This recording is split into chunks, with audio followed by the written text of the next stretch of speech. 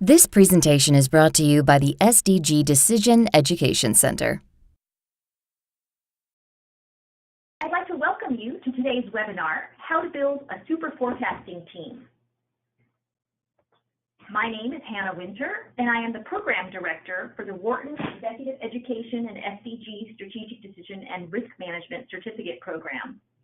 Today's session is presented by the SDG Decision Education Center in collaboration with the Oresti Institute of Executive Education in the Wharton School of the University of Pennsylvania, SDG's university partner in the Strategic Decision and Risk Management Certificate Program. The courses and certificate blend Wharton's academic and research expertise with the 35 years of real-world management consulting experience of Strategic Decisions Group. These concepts and skills empower participants to make high-quality decisions and embrace risk and uncertainty for competitive advantage. I'm delighted to be joined today by Professor Phil Tetlock and Dr. Carl Spetzler. Professor Tetlock is the Annenberg University Professor at the University of Pennsylvania with appointments in Wharton, psychology, and political science. He is co-leader of the Good Judgment Project, a multi-year study of the feasibility of improving the accuracy of probability judgments of high-stakes, real-world events. Professor Tetlock has published over 200 articles in peer-reviewed journals and has edited or written 10 books. He is the author of Expert Political Judgment: How Good Is It? How Can We Know? Counterfactual Thought Experiments in World Politics with Aaron Belkin, and Superforecasting: The Art and Science of Prediction with Dan Gardner. Dr. Spetzler co-founded Strategic Decisions Group in 1981 and currently serves as CEO and chairman. He is a leader in strategy and innovation processes, helping corporate leaders cope with the lack of explicit strategic alternatives, deal with the complexities of uncertainty and risk over long time horizons, and achieve lasting change. Over the past 3 decades, Dr. Spetzler has worked with boards and top management as they deal with uncertainty and risk on strategic matters. He is the lead author of the book Decision Quality: Value Creation from Better Business Decisions. Now let me turn it over to Carl. Thank you, Hannah, and welcome to our super expert on expert judgment, Phil Tetlock. And Phil, if you would turn on your webcam, I think the audience will be able to see us both while we talk about this. And I'd like to start with just you telling us the story of the Good Judgment Project. I think that was an amazing outcome and well documented in your book as well. Well, the origins are rather unlikely. The origins lay in the U.S. intelligence community and its reactions to some high-profile intelligence failures in the first decade of the 21st century. The research and development branch of the Office of the Director of National Intelligence decided that they wanted to assess whether there were techniques out in the world that would help them assign more realistic probabilities to things they cared about. So they launched a very large-scale series of geopolitical forecasting tournaments. Now, I say it was an unlikely place for us to start because in many ways, people in the intelligence community are, they're under a lot of political pressure.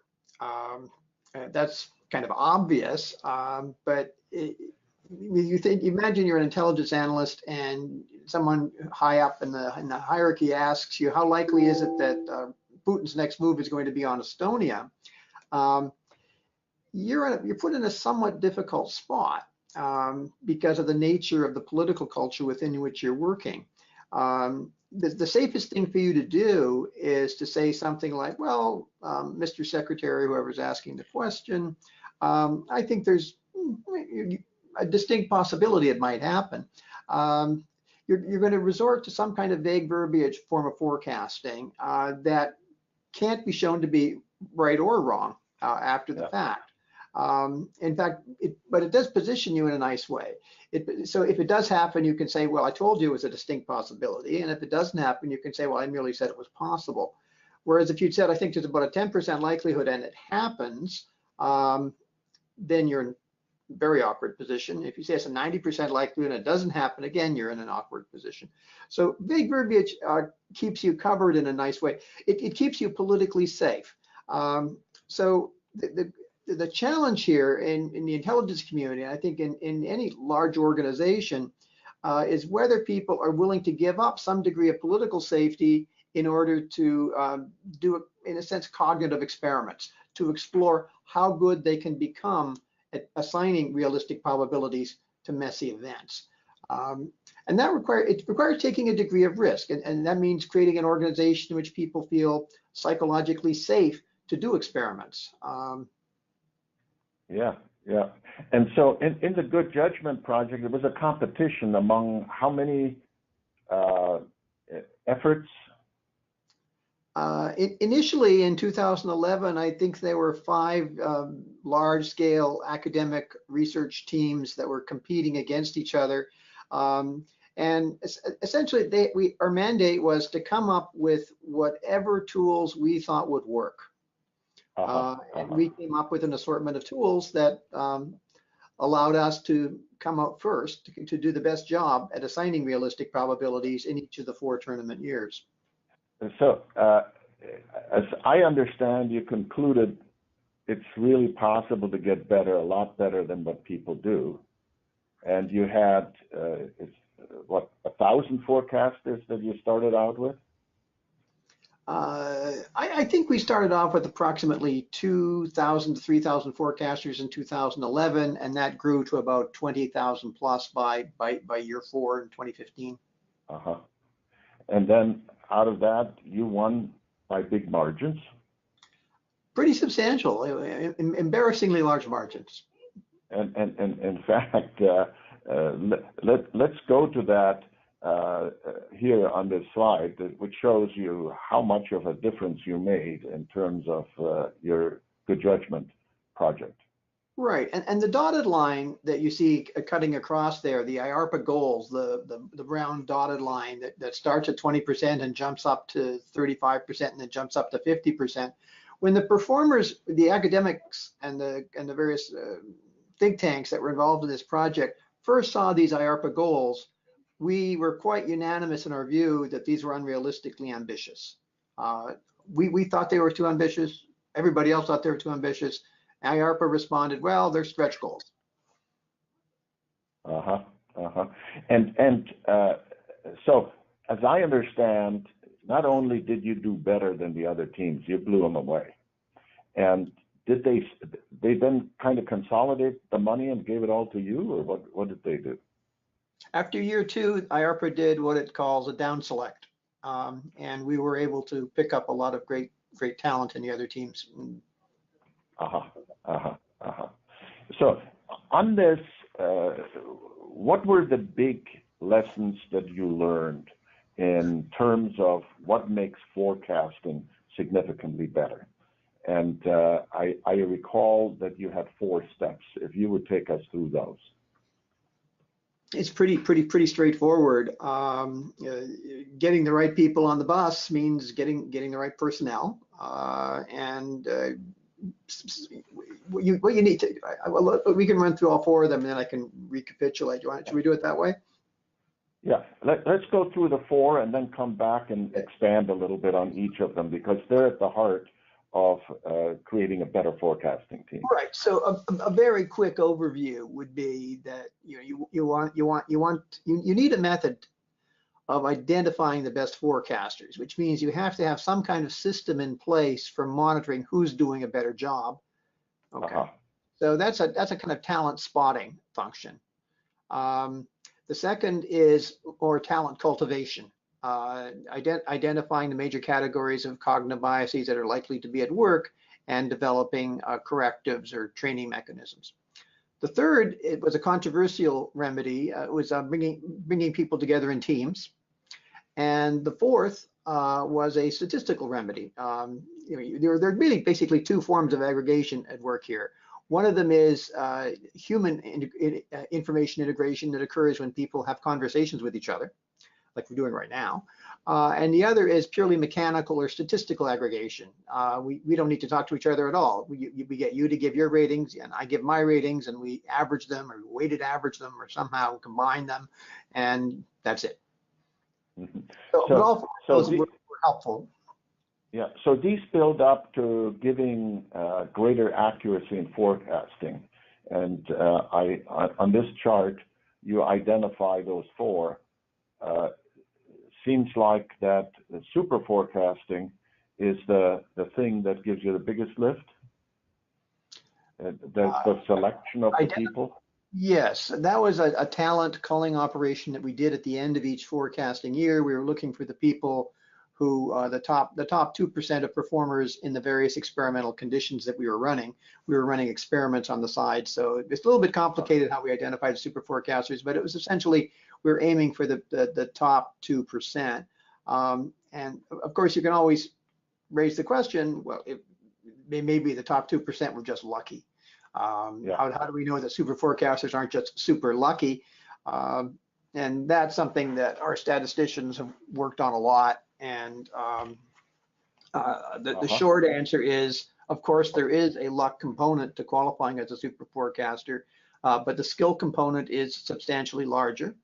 And that our super forecasters, some of them do regress toward the mean, but a significant fraction of them maintain remarkably good performance over sustained periods of time. And then teaming and training both gave you a lift. They did significantly indeed. Here. Yeah. Well, the training lift was particularly surprising because it was a minimalist intervention. It was about a 50-minute training tutorial that introduced people to basic concepts of probability, basic concepts about cognitive bias, and basic concepts of correctives. And that took 50 minutes, and it had an effect that persisted throughout the tournament year. So people who are familiar with the work on debiasing and trading and so forth find that to be a surprisingly large effect for such a minimalist intervention. And then there was a significant value, excuse me. So significant value was added by the aggregation algorithm that you used. And I'd like to have you explain that a little later when we actually have a formula that you show. I think with some of the slides might be easier to do. Sure. But yeah. so let's go through each of those components at a time. So identifying the right super forecasters is a key. And you tried a lot of things, right? We did. There are a lot of individual different correlates of being a good forecaster. The ones that are bold, the ones that are in light font on this slide are the ones that didn't work out very well.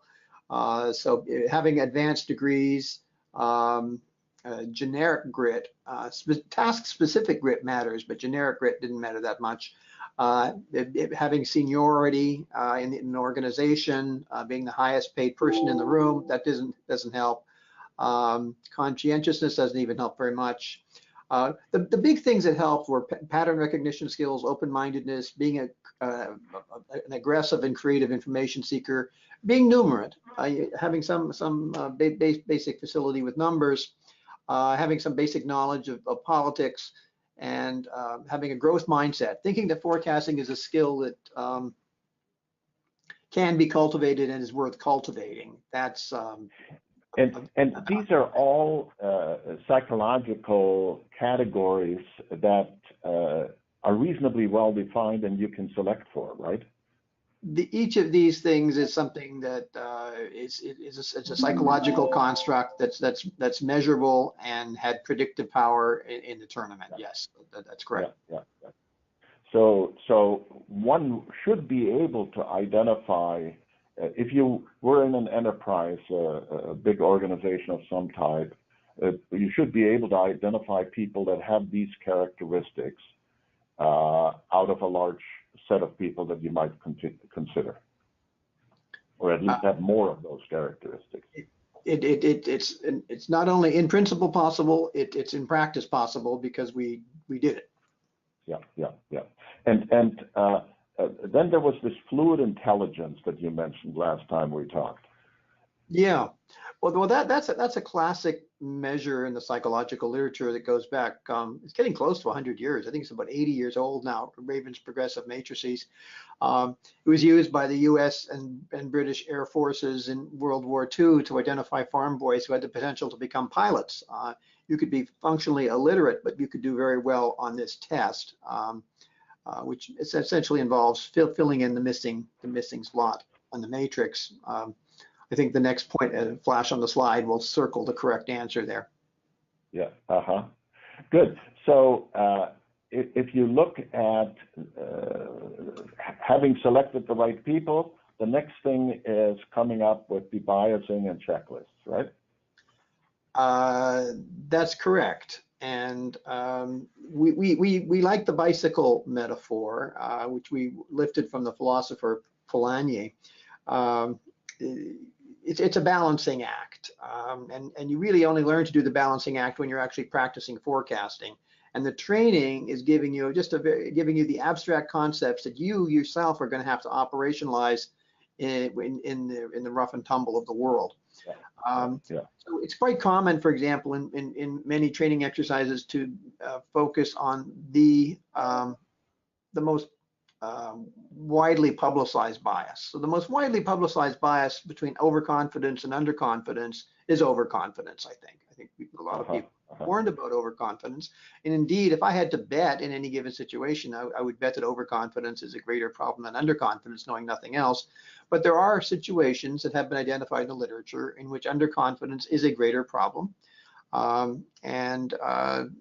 We find that alerting people to both risks, the conditions under which they're likely to arise, giving them a little bit of training on that helps them out. A second balancing act involves over versus under adjusting to evidence. There you have, some behavioral economists have noted that equity markets, for example, tend to be excessively volatile. That would be an example of over adjusting. Every time there's a news story, a new rumor about Trump impeachment, or a new this or a new that, there's a blip. And if you bounce around, you can be over responsive to news, because a lot of the news is very close to zero diagnosticity about the future. Or you can under adjust. You can be rigid, and you can stick rigidly to your priors and fail to be responsive to evidence. And when you do that, you get it wrong also. Perhaps one of the most well-known aspects of Daniel Kahneman's work is the failure of people to take the outside view when they're making diagnostic and forecasting judgments. We can come back to that later, but the simple story there is if you were at a wedding and someone had the bad taste of coming up to you and say, hey, how likely do you think this couple is to stay married? You're taken aback by the question, and you say, well, look how happy they are. Look how I can't imagine people who are this enthusiastic and this happy and this clearly well suited for each other getting divorced. You have anchored your prediction entirely in the inside view.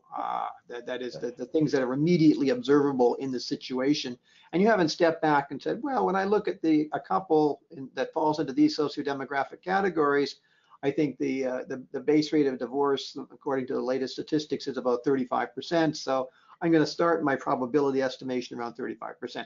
A good idea is to start your probability estimation around 35%, not start it around 95% that they're going to stay married. That inside view is very prevalent in the corporate world.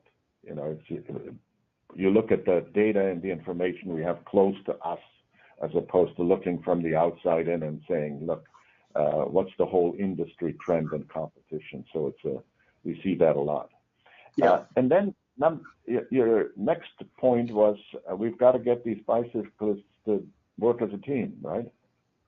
Yeah, that was a controversial. We had a lot of internal disagreement about whether it'd be a good idea to have people work in teams. There were some people who said, well, especially the statisticians felt what you want to get is you want to get a lot of independent statistical estimates. So that means don't let the forecasters talk to each other, just to get them to make independent estimates so they can't contaminate each other, and you can't get groupthink and conformity pressures and so forth. spilling over and biasing the deliberations. And other people said, well, you know, teaming is kind of like bicycle riding again. It's a matter of striking the right balance between these offsetting biases. You know, you've got the risk of excessive conformity. You've also got the risk of analysis paralysis. You too much argumentation, too much second guessing. And so there were various schools of thought. It wasn't obvious in advance who was going to turn out to be right. It turned out, as you saw from the graphs earlier, that teaming did help. That teams, people who are randomly assigned to work together in teams, delivered forecasts that were approximately 10% more accurate across the 4 years. Yeah, you know, in the early 70s, when the Delphi method was a big deal and coming out, that argument of anonymity versus being in open discussion was a big one. And what I found in practice is the important thing was for people to get their own judgment first. Mm-hmm. And once they had thought it through, you could have open discussion. What you couldn't have is just do it in the group, because then groupthink really took over and the loudest voice kind of carried the conversation. Yeah. How about feedback? I'm a big fan of Delphi, by the way. I think that is the way to go in a teaming situation like this. You get the advantage of initially independent estimates, and then you get the advantage of free sharing information that's not distorted by the highest opinion of the highest paid person in the room. Yeah. So you had a couple more balancing acts in terms of the teaming here. So the candid feedback, mutual support, they are mastering the art of disagreeing without being disagreeable. This echoes back to Intel and constructive confrontation and some classic ideas from the 1980s and 90s that are old, but they happen to be true. And let's now turn to number 4, which I kind of consider the secret sauce. This was an aha big surprise for me when I learned about this. Tell us about that. Well, one way to think about this is I don't know how many people in the webinar saw the movie Zero Dark 30, but there's a marvelous scene in which the great actor James Gandolfini is playing CIA Director Leon Panetta, and he's got all of his top advisors around the room, and he's asking them, how likely is it that Osama bin Laden is residing in a particular compound in the Pakistani town of Abbottabad? And at that point, it switches into a thought experiment. What should the director conclude if everybody around the table says to him, Mr. Director, I think the likelihood of Osama being in that compound is 70%. Each person says 70%. What should the director conclude? And most people look at you as if you're a little bit dense. Well, what else could the director conclude but that the probability is 70%? But the correct answer is the director needs to ask a follow-up question. And the follow-up question is, are the advisors around the room anchoring their judgment, their 70% probability, in the same evidence? So if it turns out that they are, and they're virtual clones of each other, then the answer is indeed 70%. But if one of the advisors has access to cyber intelligence, another has access to satellite reconnaissance, a third has access to human intelligence, and so forth, if they're all different color, the different colored 70% here on the slide, now what's the right answer? Is it still 70%? Well, I think you showed that it's much more than that, right? Well, it's obviously not mathematically deducible from the information I've given here, but it might be statistically inferable from the information that's been given here if you have enough people making enough judgments on enough topics. And that's roughly what the very good statisticians who are working with the Good Judgment Project were able to do. I particularly, would note, Lyle Unger and Vila Satapau and John Barron played major roles in the development of this. But the key idea is that 70% turns into roughly 90% when you have a diverse group, an intellectually diverse group of forecasters reaching the same conclusion via different inferential pathways. So if a lot of people have independently concluded 70%, and then chances are it's closer to 90. It varies from year to year. It's a shifting parameter, but yeah, it was between 80 and 90% from year to year. Yeah. So it's the I think there's some real knowledge in that if we can harness that, because I think that adjustment would give us significant more discrimination in our judgments. I completely agree. I think computing a weighted average of the most recent forecasts of the best forecasters, and then applying the extremizing parameter A, which arises with the diversity of the inputs, that was the single most important technical innovation, I think, that came out of the IRPA tournaments. So let's just go through the key lessons that came out of all of this. And first one, I think you said, is we can do better. You can build those skills. Amen. Okay. And then the second you had was that you can cultivate them and teach and train. So it's two things. You select, and then you improve the people that already have the basic psychological attributes to do even better. That's right, and there's simply no substitute for actually getting in the habit of making explicit probability judgments, getting feedback, exploring how granular it's possible to become in your judgments. The very best forecasters learn to make increasingly refined distinctions among degrees of probability. They become increasingly granular. So there's a story about a great poker player who said that the way you tell the difference between a world-class poker player and a talented amateur is the world-class player knows the difference between a 60-40 bet and a 40-60 bet.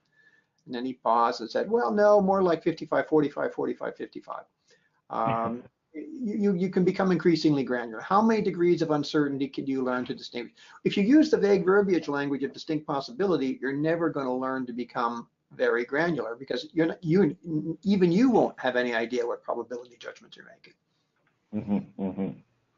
Well, and all of this can be harvested. Indeed. And further improved with these well-crafted algorithms that are able to adjust the result of a group and get even more value out of it. That's right. And I think they need to be reparameterized with each new population and each new task domain. But I think the basic logic of extremizing as a function of the diversity of the crowd input and using the best forecast of the most recent forecast of the best forecasters, that formulaic approach, I think, is very transportable. So let me ask you, when I get out of all of this, is if I have to have important forecast probability statements and assessments in a company, let's say I'm a big pharma company and I have to make a lot of probability assessments on technical success and so on. Okay?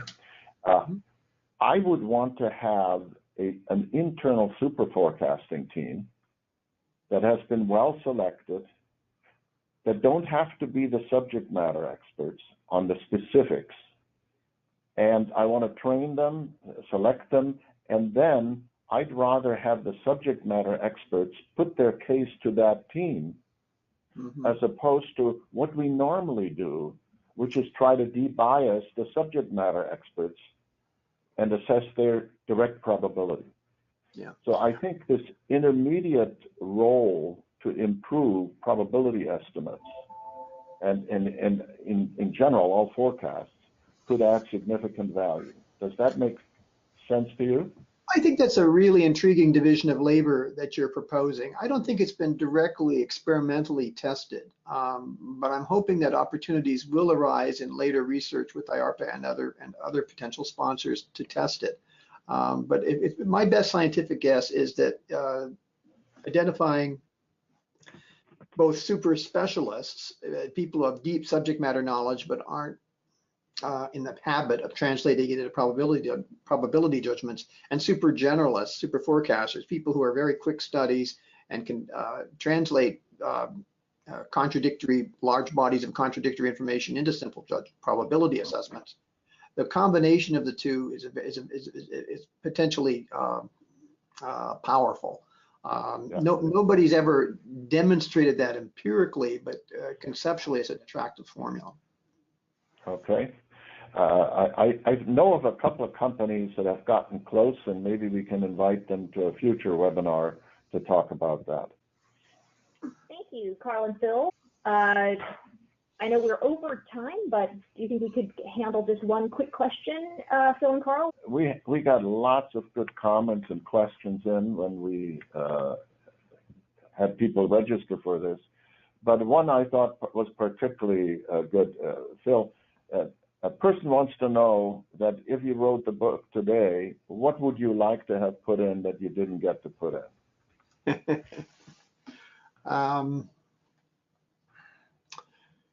Well, that's a big question. I think that I look at forecasting tournaments differently now. I think that the first generation forecasting tournaments that IARPA sponsored demonstrated that it's possible to push probability estimation into domains that many thoughtful people thought it wouldn't be possible to push probability estimation into. So I think that was a singular achievement of the first generation work. But the focus of the first generation work was really narrow. It was on the accuracy of probability judgments, minimizing the gaps between probability and reality, minimizing Breyer scores. And I believe that we could do a lot better now with given what we know now and how to design forecasting tournaments. We can design we now know how to design forecasting tournaments that incentivize people not just to make accurate forecasts, but to pose interesting and creative questions. And I think you can even quantify to some degree how interesting and creative a question is, although that would take us further aside. But I think you want the tournament to incentivize both imagination and rigor, and you want the two to play off each other. An accurate forecast is worth a lot more if it's an accurate forecast in response to a high probative value question. And a high probative value question is worth a lot more if it comes with a well-calibrated probabilistic answer. So the two obviously play off each other. We didn't know how to do that before. I think we do know how to do that now. It's not easy, but it's doable, and I think it is something that large organizations should consider developing an internal capacity for that. Yeah, I think it's a critical capacity to have. Well, Phil, thank you so very, very much for spending this time with us, and we're delighted to have had such a good audience. Hannah, to close. Yes, thank you so much, Phil and Carl. This concludes today's session. Thank you all for participating.